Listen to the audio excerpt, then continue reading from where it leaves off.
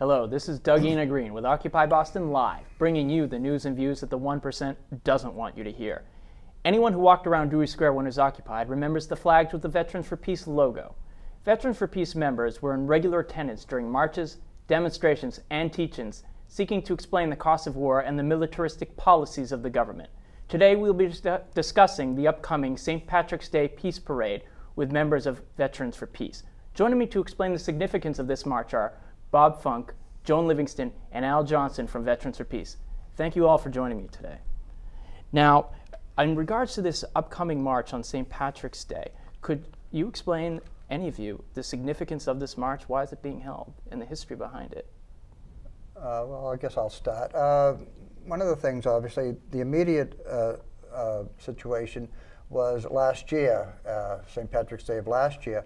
Veterans for Peace had put in an application to the Allied War Council over in, which runs the parade over in South Boston, and it was rejected. And part of the language of its being rejected, at least anecdotally, was that the people who ran the official St. Patrick's Peace parade, official St. Patrick's Day parade, did not want organizations that were either too political, this is their language, or, and this is the real kicker, didn't want the word veteran and the word peace put together in the same sentence, essentially. That's anecdotal evidence from one of the organizers.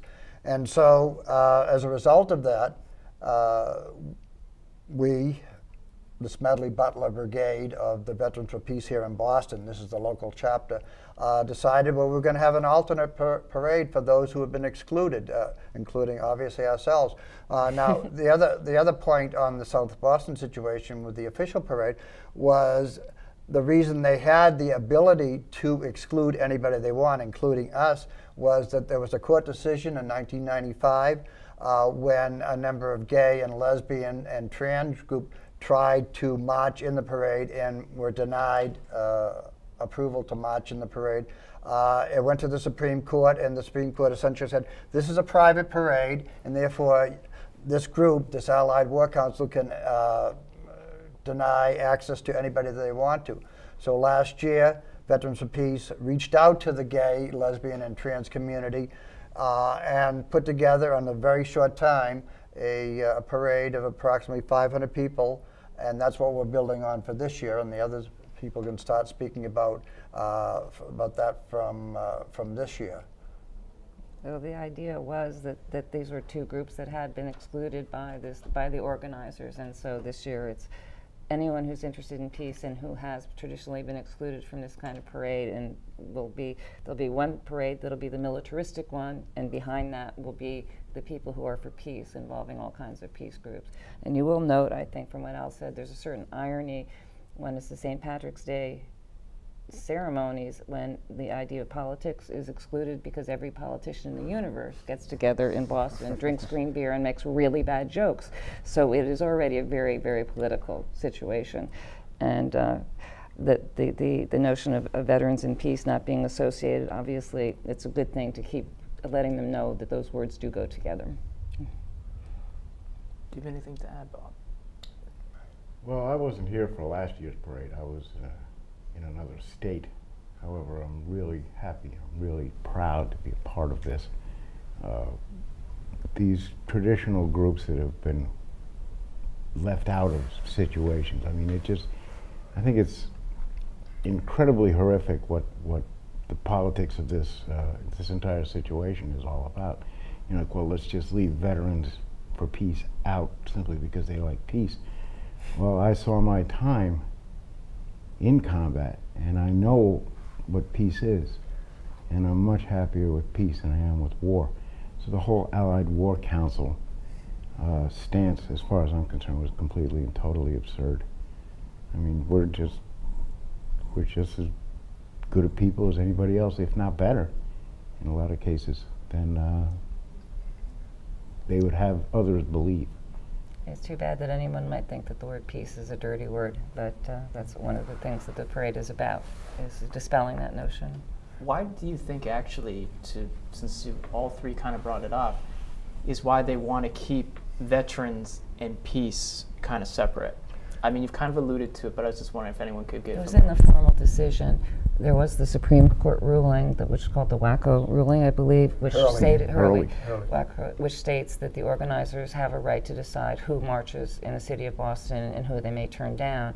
And when Veterans for Peace applied last year, the letter specified that as the reason that they did not want those. So it's a little bit more than anecdotal, I believe. I believe that was their formal policy. Well, maybe not. But the point is that this is where they were coming from, that they didn't want anybody who was not from, let us say, the Veterans of Foreign War or the American Legion or some auxiliary operation like that, or, you know, drum and bugle corps, whatever they had, they wanted to be kind of a lockstep operation. They didn't want anything that would take away from what they considered to be their idea of the St. Patrick's Day parade. And I know I've been in Boston for a long time, longer than they've been running it. They've been running it for about 40 years now. But when we were kids, the parade itself, it obviously had that and those kind of things in it, but it was a more widespread and more of a civic kind of thing. When it was run by the city, it was much more of a civic operation and more inclusive, although obviously in my childhood, things like the black question, gay and lesbian rights, and even the war issue were not the kind of things that were being talked about on the streets of Boston on St. Patrick's Day or any day. But going back to that, though, St. Patrick, whatever the mythology may be, was a man of peace in his time, and it's kind of ironic that his name has been appropriated by those who would let's face it, glorify war. Let me point something else out, just one little added thing about what happened over the last several years. Last year was the actual denial of the application, but there's actually been a struggle for about the last 10 years or so to try to get in the official parade. And at one point, the police had let Veterans for Peace in, and the Allied War Council went to court, to a Massachusetts Superior Court, and actually sued the Boston police for erroneously allowing Veterans for Peace into the parade. And so therefore, and for people who will become very aware of it if they show up next week, we have to, by a judge's order, we have to march 1 mile behind the official parade. So that means if they step off at 1 o'clock, then we're probably going to be stepping off about 2 o'clock, and we can't go within 1 mile of their parade. There has to be a separate physical distance between the two parades, and so that is how much they don't want us to be in their parade. And so I think that's enough to make anybody who, whatever you feel about Veterans for Peace, just the notion of making political statements in the public square, anybody who's interested in that, and anybody who's interested in the whole idea of nobody being excluded for any particular reason on that day who wants to march, those are the kind of things that should bring people out beyond the peace community, the gay and lesbian community, and other people who are concerned about social issues that may be the cause for their coming that day. It is a formal parade that's gone way back, and this is kind of billed as the People's Parade. It'd probably be more fun than the formal one because there's so many different groups coming, including Occupy this year. So we're going to have bands and the duck boat and the trolley. I think it'd probably be the better party to be a little bit behind. Sorry, Bob. I've always passed this on as these are the real people that are in this parade. I mean, I've used that 100 times, and in all honesty, I believe that with my heart and soul. The real people will be in the peace parade, and I believe that the people of South Boston will notice that almost immediately. And the real people of South Boston will be there watching us as well. Right. Yeah, because this is a very important event, and it's been around for a long time. And one of our members, Tony Flaherty, has been trying for years and years to get us included. And I thought that it was very important that we showed him the same respect that he showed us by trying to get us involved with all of this stuff. And he's done a remarkable job, as have all the VFP people, and GBLTs, individuals, Occupy, virtually everyone is Labor, coming this religious year. groups. Labor, yes, Some political religion. groups. And we've done a lot of work on this, and we're looking forward to basically really having a fun parade. We're veterans. We could do the militaristic thing if we wanted to, but we're not going to hobnail down the road. We're out there to have fun. This is a family event. We just want everybody to have a good time, have fun, enjoy themselves. I'm hoping for a really beautiful, sunny, spring-like day, and everybody can just have a great and fantastic time. I was just wondering if, so we have the date clear. It's It's on set the 18th. on the Sunday. 18th, and what time does it start? We were asking people to show up at 1 o'clock because we'll probably step off at 2. Is that correct? Probably. Well, a There lot are of this, separate that's why I groups coming made in the at point 12. about the mile thing, because if the official parade goes off late, then we're going later. Right. But that mile thing is a very, strangely enough, it's a very important thing. So it will be a mile, we'll be starting a mile after them, and so if it's 2:15, then we just need to be ready. If they get off at 1:15, then we do 2:15 or whatever the thing may be. I just kind of wanted to get a little bit back to the kind of the gist of the question that you just pointed out about why we're doing this now. Veterans for Peace, and we'll probably get into this a little bit more later, but Veterans for Peace, we're from different wars, a lot of different wars going back to the Spanish Civil War, although I don't know if anybody's alive still. Spanish-American War.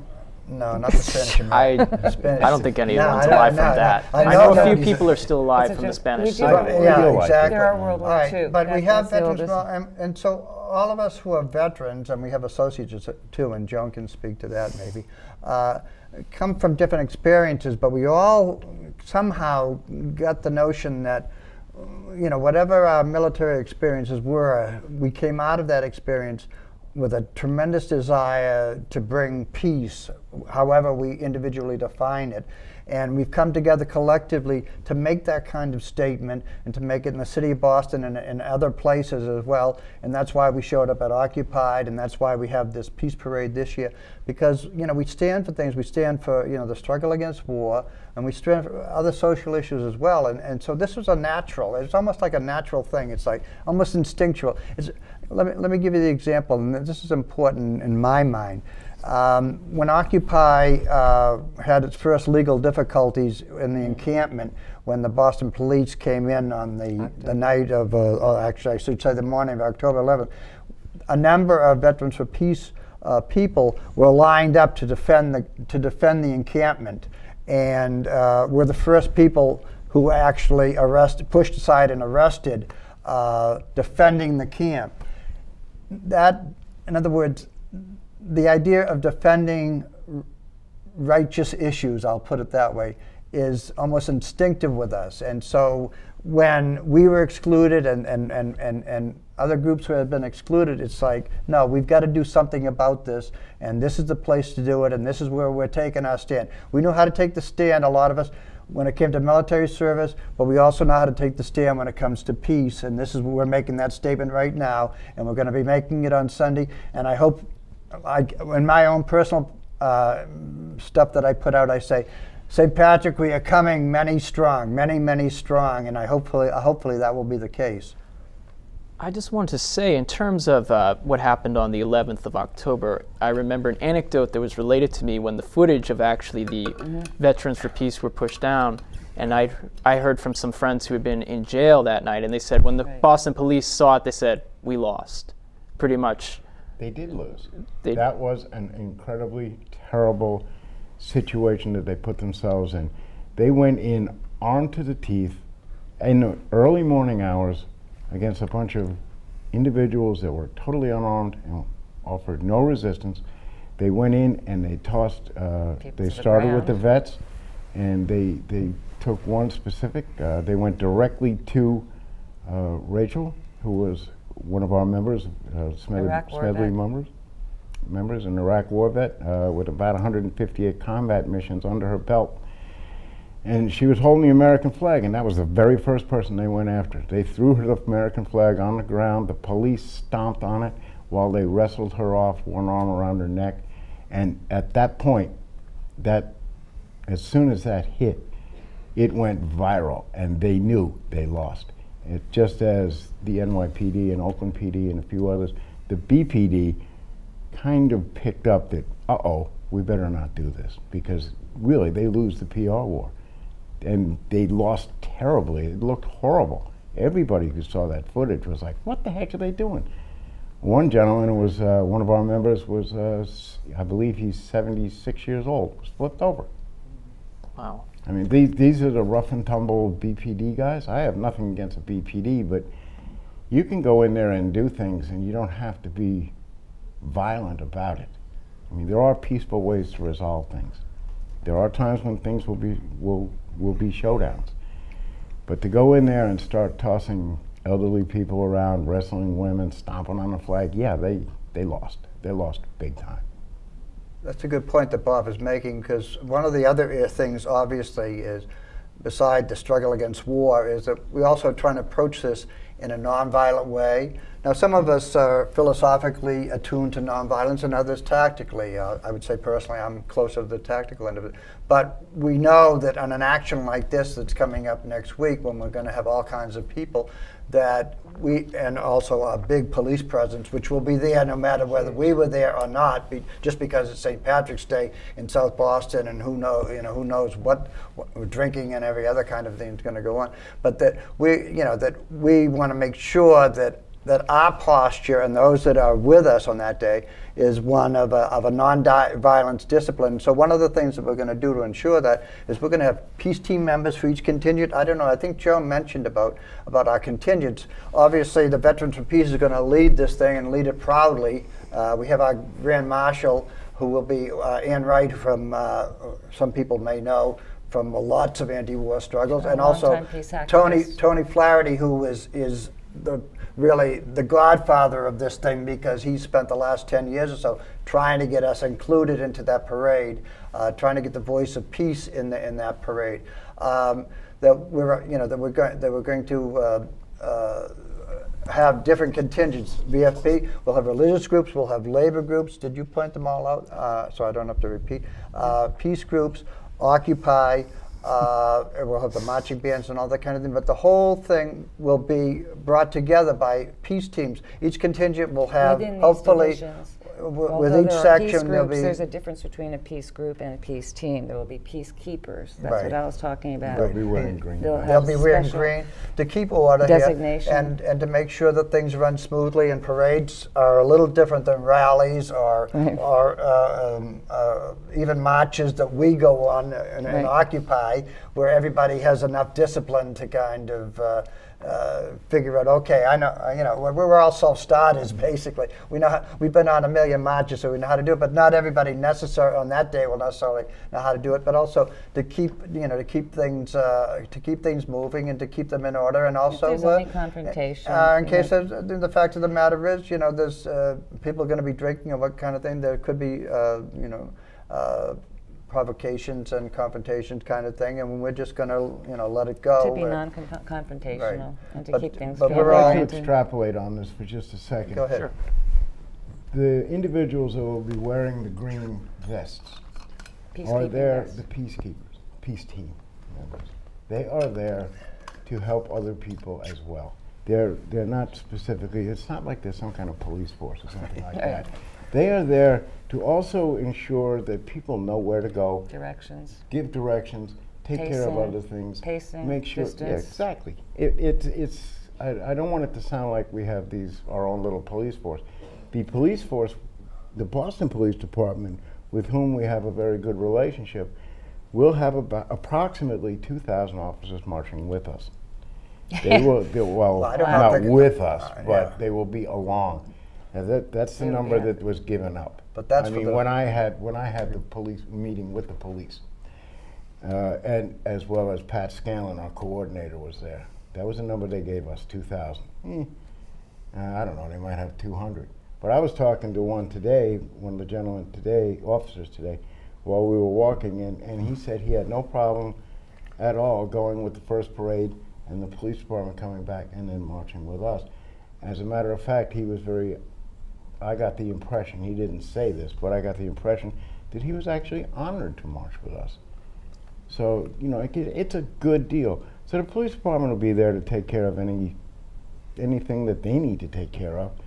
And our people will be there as more like a group that is there to just help things along. You know, because you do have to keep your pace and stuff like that squared away. You know, so, you know, and they'll be readily visible because they'll have a nice little green vest. St. Patty's Day, you got to have the green stuff. You know, Yeah. do it. Green banners, green everything. Everything, we do not, in all of our meetings, we've discussed the possibility of problems and this, that, and the other thing. We honestly don't expect any problems whatsoever. If there are any, they will be external. And we expect to have very smoothly last year too. Yeah. And there was minor coverage, not really enough, but it was covered on the radio. And there was some newspaper coverage. I still remember some people wrote letters to the editor saying, let's see, the theme of this parade that was made to be in the back was bring the troops home and take care of them when they get here. And they weren't allowed to march with the other people. Which parade would St. Patrick have preferred to be with? And so, although it didn't really get news coverage, it got letters to the editor coverage from people who realized that that really was much more in the spirit of what Pat Patrick had stood for. So, and this year, I think it's not being put together very much at the last minute. People have been working on it for a few weeks. We've been getting the word out absolutely everywhere. And I hope we can outnumber the police. Yeah, just on the police thing, I think the police thing is also, you know, we are, you know, I maybe have a little different take. I mean, I'm very much in favor of we're policing ourselves, and that's my concept of the peace teams, that we are policing ourselves. And for the reasons that Bob said, this is why we're doing it, and we can take care of our own business, and you know, and they have their situation. They have their, the Boston Police, who we've had pretty good relationships from what I understand, have theirs. I'd like to get to one other point to make sure. This is a parade, obviously. But it's also a parade that has political demands that I want to bring up. One demand that's very important this year, and this relates to people who would listen to this and see this from Occupy. This is a new demand. This is an extra demand, and it comes out of the situation, which is we have a very large banner that's going to be prominent and close to the front. No war on Iran. So we are already in the lead on the struggle against any kind of war that's coming up in Iran. And this comes out of also February 4th, there was a march that we participated in, that Occupy people participated in, Veterans of Peace and other groups, was, you know, the actual slogan that day was hands off Iran. And so we're feeding into that, continuing the struggle against any attempts by the American government or their allies in the Middle East or anywhere to try to start yet another war in the Middle East, in this case, obviously, in Iran. And if you've listened at all to the various reports coming out the last week or two out of Washington and other places, then you know that this is not something that's just a fanciful illusion on our part, but is really something that is pretty close to being in the works, if not by the United States, then by one of their allies. Well, the operative word in Veterans for Peace is peace. Right. It is, and that is the bottom line. We're sick and tired of war. I've been to war, I've done it, didn't like it. I've been there both as a combat infantryman and as a combat medic. It is a sickening, repulsive, disgusting way for people to try and quote-unquote resolve their differences. War stinks. We're for peace.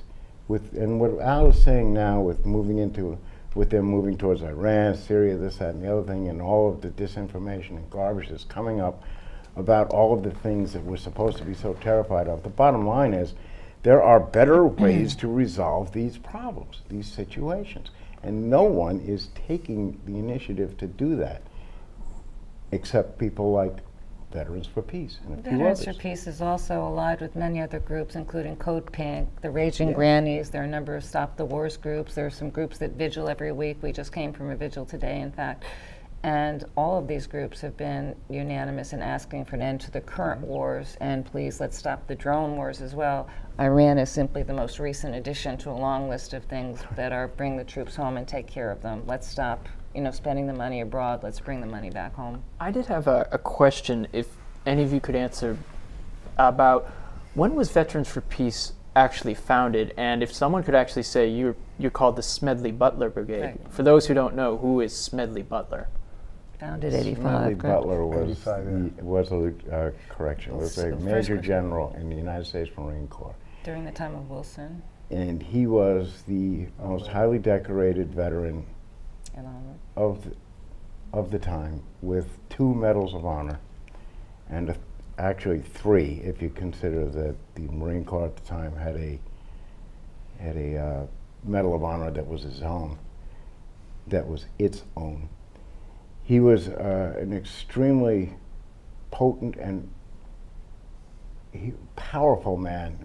He was only like 5'4", but he was a very honorable, potent, powerful man in the way he spoke.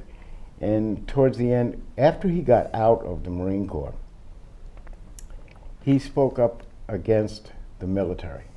While he was there, he did his duty. But then he got out and he spoke out against the military, explaining, when asked what he had done, he said, I was a high-priced gunman for the United States government. Basically, he was equating himself to the mafia.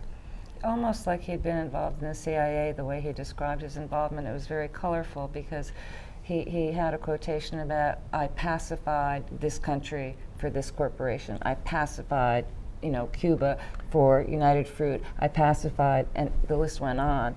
And he said, looking back on it, I could have given Al Capone a few hints because he operated in only 3 counties. I was operating on 3 continents. Yeah. And his fame, I don't know if we can do a close-up on the back of the Smedley shirt here, but his famous quote, which is on the back of the Smedley Brigade shirts, is, war is a racket, which was his conclusion.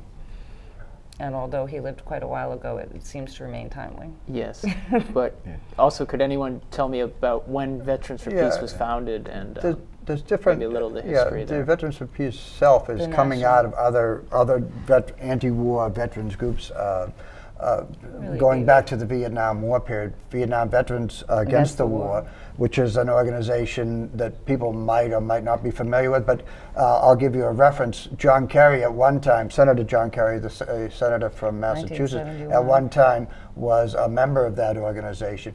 But as time went on, there were different, I think, some disagreements about strategy and that kind of thing. And towards the middle of the 80s, it's either 1985 or 1986, Veterans for Peace became a separate organization and has been a separate organization, emphasizing the peace factor for, peace and nonviolence as a way of achieving peace since that time.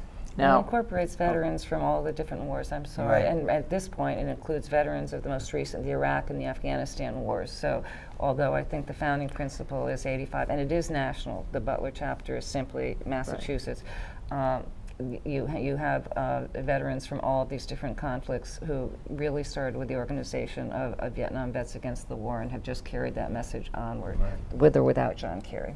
Now, particularly without him, since about 2004, 2003. Really since 1971. Yeah. Well, okay, but that's a different question. I mean, we could go on all day. I was just wondering if any of you had any final remarks on anything we discussed, anything we didn't discuss that you'd just like to briefly bring up. Parade. I'd like to make sure that people understand, above all else, peace, that this is a peaceful, fun, enjoyable parade, and I hope everybody has a great time. I'm really hoping for good spring weather. I hope everyone in South Boston enjoys us. I hope as many people who believe as we do come down, join us. Take us from 1,200 people, take us to 10,000. Let's do this. Let's all come together, and come together in the name of peace, anti-war, and just let's get all of this It should be a great party. There are Right. some of these other organizations that we work with, like Dorchester People for Peace. They're having a cookout, and there's a group that's worked with the GLBT community that's having an open house afterward. So it could be an all-day party after the we get medicine off wheel. behind the late parade. So everyone is welcome to come and encouraged to come. Right, and you know, I want to key on that point also. It's not just a question of the struggle against war and the struggle against all kinds of social inequalities and political inequalities and economic inequalities, but even those who just want to make a very sharp statement about the nature of democracy and of who should be allowed to be in the public square, and the question of freedom of expression and freedom of assembly should also come and join us. And just one last point. If you're in the city of Boston, probably the best way to get there is take the Red Line to Broadway Station. We're going to be forming up at 1 o'clock again, and we're trying to step off. We're assuming we're going to be stepping off at 2 o'clock. And again, yes, hopefully we're going to have a very, very good time, and the day will be a nice spring day, because you never know in March. But whether it's a good day or a bad day, have a lot of fun in whether it's a good day or a bad day, the Veterans for Peace are going to be there once again, struggling for peace in this world, in this wicked old world. We're going to struggle one more time for peace. It won't be the last time. No, it won't be. But we'll be out there, and once again, we really hope everybody comes down and has a really good time. So can you make it? Yeah, we'd love to see you. I hope. On that note, I hope to see you all on the St. Patrick's Day Peace Parade on Sunday the 18th. This is Doug Green with Occupy Boston Live.